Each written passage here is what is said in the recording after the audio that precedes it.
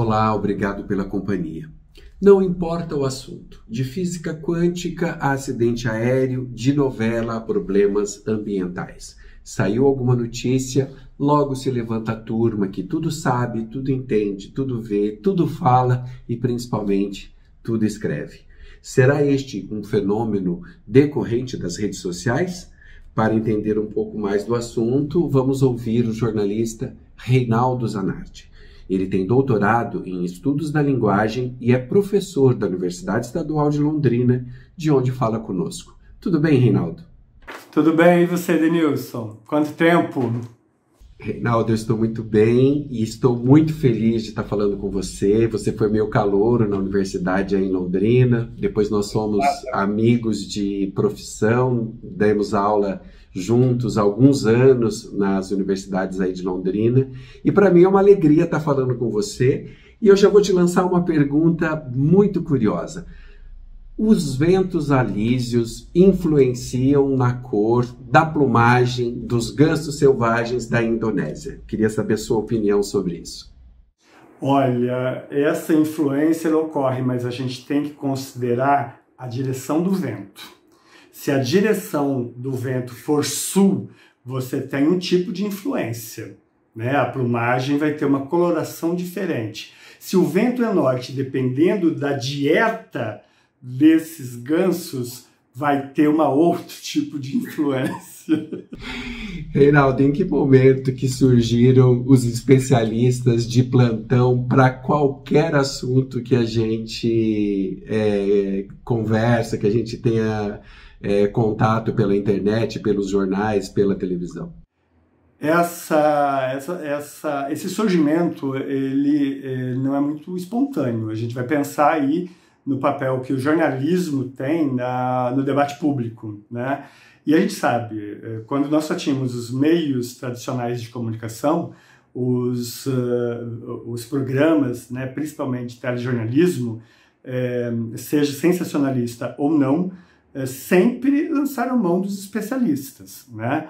Você tem lá um acidente aéreo, na hora você já tem alguém buscando um professor de uma universidade, especialista naquele assunto, para repercutir esse tipo de acontecimento. O problema desses especialistas, ao falarem, é fazerem suposições de algo que ainda não está consolidado. Se você pensa um acidente aéreo, qual foi a causa?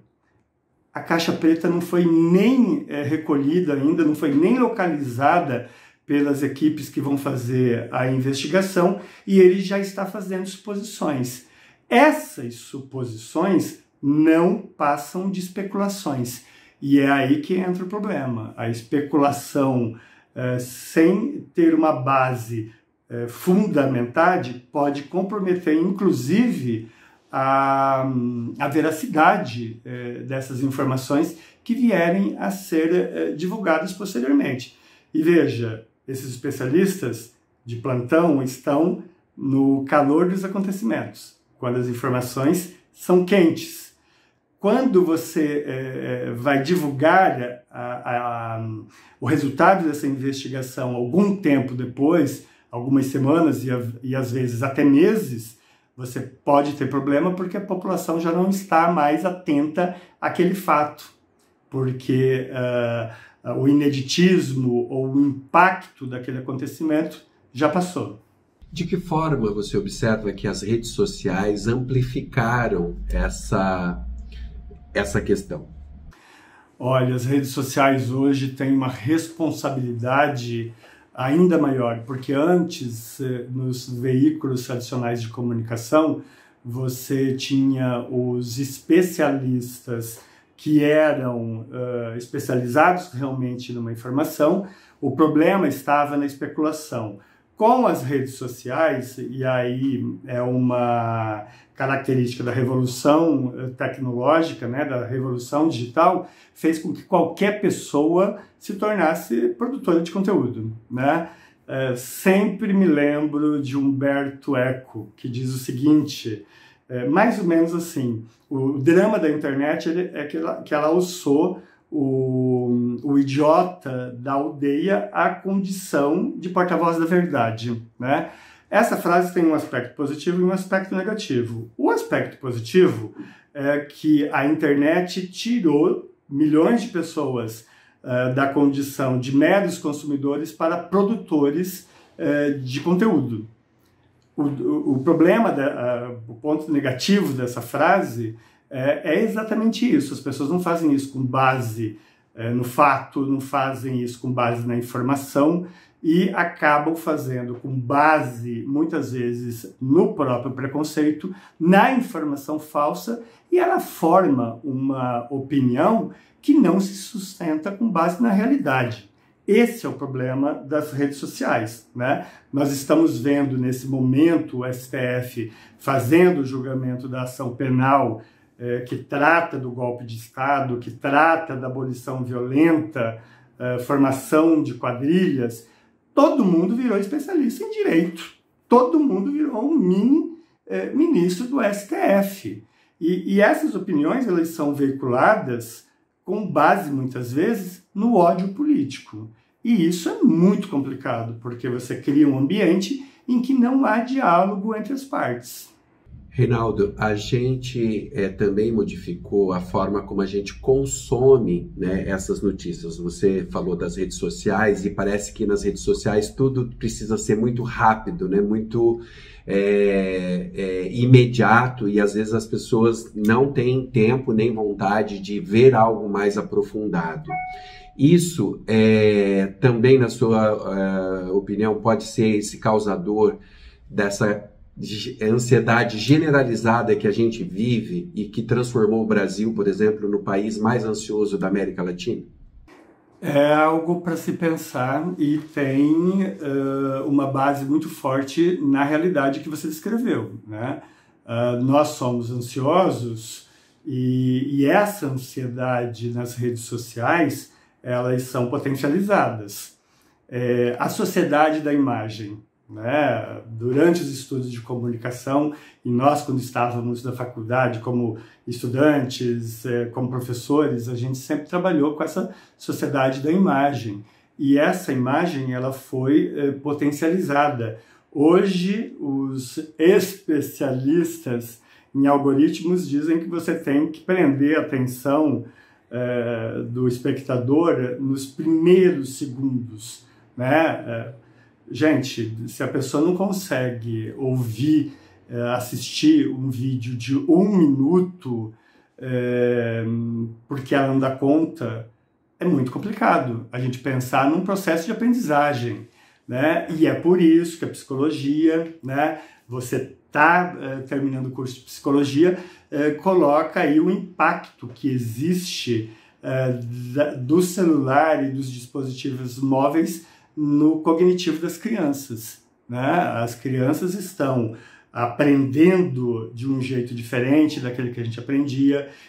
O consumo de informação que você falou é completamente diferente hoje do que era tempos atrás, né? Televisão a gente não assiste mais hoje como assistia quando a gente era adolescente, e não faz tanto tempo assim, né? Cinema, música, né, rádio, não se consome mais hoje tudo isso como se consumia 20 anos, 30 anos atrás. E a gente não está falando de 100 anos, a gente está falando de um século, a gente está falando de uma década, de 2 décadas. E tudo isso interfere, porque nas redes sociais a gente veicula uma imagem que é o ideal, né? O ideal de beleza, o ideal de comportamento. Tudo isso numa perspectiva, muitas vezes, de consumo. Se eu não tenho aquele bem consumível, eu não faço parte desse grupo. E o entretenimento, né? A maioria dos produtores de conteúdo estão lá para mostrar coisas vinculadas a entretenimento. Tenta gravar um vídeo de 3 minutos para discutir o impacto dos dispositivos móveis no cognitivo das crianças para ver se vai viralizar. Não vai, né? E tudo isso é muito preocupante. E esse ambiente que você descreve nos leva a esse estado de coisas.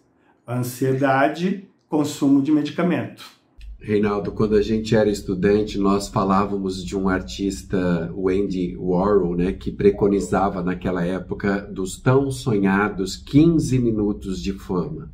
Hoje, 15 segundos já está saciando a vontade de muita gente? Eu acho que não. Eu acho que a pessoa que viraliza os seus 15 segundos, os seus 15 minutos de fama, ela quer mais. Ela quer mais, ela quer mais. E você se torna, muitas vezes, dependente desse algoritmo, né? Se você trabalha com produção de conteúdo e você depende dessa viralização para poder ter uma remuneração, para poder ser remunerado, a tendência é de você apostar ainda mais nesse nicho para poder vencer, para poder ganhar mais dinheiro, né? Então é um círculo vicioso e ao mesmo tempo, né, um círculo que faz com que você se torne cada vez mais dependente daquela coisa. E isso não é saudável. Você citou sobre os pontos positivos e negativos, né, dessa democratização do acesso à internet, né? De que forma isso criou as polarizações? Olha, eu particularmente, né, como um pesquisador das linguagens, não gosto da palavra polarização do jeito que ela é usada, né? Porque polarizar é algo próprio do diálogo de um processo democrático. Citar aí um exemplo. Se eu sou favorável ao fim da escala 6x1 e alguém é contrário, nós dialogando numa perspectiva polarizada, porque você tem o favorável e você tem o contra, você consegue inclusive produzir conhecimentos. Porque é a partir da argumentação e da contra-argumentação que você consegue produzir esse conhecimento. O que a gente vive atualmente não é polarização política, é ódio político, em que um grupo deliberadamente quer a extinção do outro grupo. E isso não é polarização. Achei muito interessante essa ponderação que você fez sobre o conceito da polarização. A gente também falou ali de algoritmo, e o algoritmo parece que percebe que o ódio, né, como você também citou, ele engaja mais. Você falar mal de alguém ou de uma situação, parece que o algoritmo ali das redes sociais te traz mais informações sobre aquilo. Você percebe isso? Eu percebo e diria que o ódio é um grande mobilizador, né? Se você faz um chamamento para uma manifestação, né, na qual estão indo pessoas que defendem a ditadura, você tá defendendo que pessoas e grupos sejam silenciados, sejam perseguidos, né? E aí, nesse sentido, o ódio ele é um grande mobilizador, né? Agora, se eu chamo para uma manifestação em defesa dos direitos humanos, você não vai ter o mesmo contingente nas ruas. E isso ocorre nos algoritmos, né? Os algoritmos, há pesquisas que apontam aí, também não tenho detalhes sobre isso porque não é o meu objeto de pesquisa, que apontam que as Big Techs favorecem um algoritmo mais conservador. Reinaldo, considerando isso tudo que você falou, né, desse ódio, dessa busca incessante também pelo clique, pelo like, como que isso atrapalha as relações, sejam elas sociais, familiares, afetivas ali do nosso principal núcleo de convivência, e também as relações institucionais? Como que você percebe esse momento social com os nervos, né, à flor da pele, e as pessoas tão dispostas ao confronto e não ao debate? Eu vejo isso com muita tristeza e pessimismo, tá? Se a gente pega esse ódio político e a gente divide essa sociedade de forma majoritária, que nós temos os dois grupos, e aí eu vou representar por cores, tá? vermelho, verde e amarelo do outro lado, nós não conseguimos, nesse momento, estabelecer canais que a gente possa dialogar. Você não tem como dialogar se a pessoa não tem disposição para ouvir, né? E, neste momento, todos nós estamos querendo apenas falar. E falar para ser ouvido como se fosse uma verdade absoluta. Não existe mais a possibilidade de você relativizar uma situação, porque as pessoas estão imbuídas numa crença e elas querem validar aquela crença, né? A psicologia social vai falar muito sobre isso, da crença, né? Lambert, dois irmãos pesquisadores aí sobre crença, e vão falar na perspectiva da linguagem, a crença, aquilo que você imbuiu como valor, né? Te leva a uma atitude. E isso é muito grave. O pessimismo que eu falei no começo, quando eu comecei a responder para você, é porque eu não vejo essa pacificação a curto prazo. Reinaldo, como a gente criar mecanismos para não cair nessas ciladas, né, que são deliberadamente armadas para criar um confronto e não um debate? Nós precisaríamos educar para a diversidade, de todas as formas, e educar para a diversidade pressupõe o respeito mútuo de todos os grupos, não só daqueles que dominaram até agora. Reinaldo, que dicas você dá para a gente não cair no discurso fácil e rasteiro? A primeira coisa você tem informações suficientes para opinar de forma honesta e coerente aquilo que você quer opinar? Se você não tem opinião, ou melhor, se você não tem informação suficiente, pesquise. Se mesmo pesquisando você achar que você ainda não tem, pesquise mais. Só que isso leva tempo. E as pessoas não estão querendo fazer isso, né? Infelizmente. Mas a minha dica pesquise. Até porque informação é diferente de opinião. E tem gente que não sabe a diferença entre ambos. Aí fica difícil você poder estabelecer um diálogo. Por isso que as pessoas que também não têm informação e não têm capacidade de argumentar, saem xingando. E isso é muito triste. Reinaldo, muito obrigado. Foi um prazer falar com você e muito obrigado pela entrevista. Eu que agradeço, fico à disposição para outros bate-papos e a gente poder falar de várias coisas. Aqui a gente está criticando os especialistas de plantão, mas eu também estou dando uma de especialista em algumas coisas. Sobre algum aspecto a gente acaba mesmo assumindo esse lugar, né? E a você, obrigado pela atenção e até o próximo vídeo.